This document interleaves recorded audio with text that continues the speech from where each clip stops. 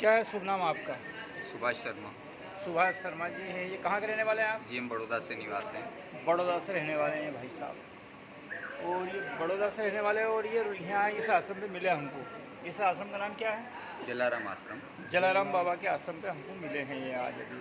और ये पूरी सेवा दे रहे थे यहाँ पे, मतलब भंडारी का काम भी कर रहे थे, मुझे ऐसा लग रहा था ये। तो आप कितने दिन से यहाँ रुके हुए हैं? जी, मैं 15 दिन से यहाँ पर हूँ। 15 दिन से आप रुके हुए हैं, सेवा कर रहे हैं। तो आप 15 दिन से यहाँ रुके हुए हैं, तो इस आश्रम के बारे में क्या जानते हैं आप 15 दिन में? जी। क्या जाना आपने यहाँ रह के? जी, सर्वप्रथम तो ये आश्रम, एक आश्रम ऐसा परिस्थान होता है कि जहाँ पे यात्री आते हैं, साधु संत आते हैं, महात्मा आते हैं। जी, जी, उनको जी। सुबह जी। और अस्त समय का भोजन यहाँ पे मिलता है। जी। दूसरा, हमें किसी भी आश्रम में जाए तो आश्रम में स्वच्छता एवं उन चीज़ों का ध्यान रखना पड़ता है। तो यहाँ की सबसे बड़ी बात है कि शिव जी ने तांडव किया था, त्रिवेणी संगम है, घाट है, और यहाँ पे साक्षात इस नदी के अंदर माता का मगर स्वयं दर्शन देता है और नाग जी के भी यहाँ दर्शन होते हैं। अच्छा। जो साक्षात जिसको परिक्रमा पूर्ण सच्चे मन से करता हो तो उसको इस बात दर्शन होते ही है। होते ही हैं, पक्का है ये। जी। इधर आइए।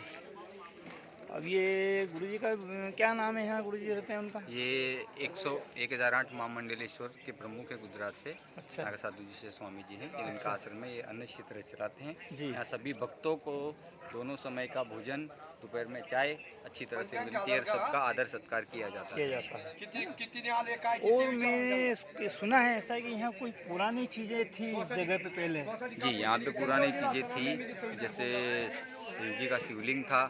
जब हाँ। बाढ़ आई उस हाँ। समय वो हाँ। यहाँ से खंडित होके पानी में बह के जा चुका है। उसके बाद कुछ 12-13 साल के बाद यहाँ पे अच्छा। उसी शिवलिंग की स्थापना वापस की गई है। की गई है। यहाँ शिव जी का मंदिर है और हनुमान जी का स्थान है। स्फटिक का शिवलिंग है जिसमें साक्षात शिव जी का कहाँ वास पे है। है ये? देखें हम। ये यहाँ से आप जाओगे 100 मीटर की दूरी पर है, 5-10 मिनट का ये रास्ता नया बना हुआ है ये? जी हाँ। वहीं पे ना?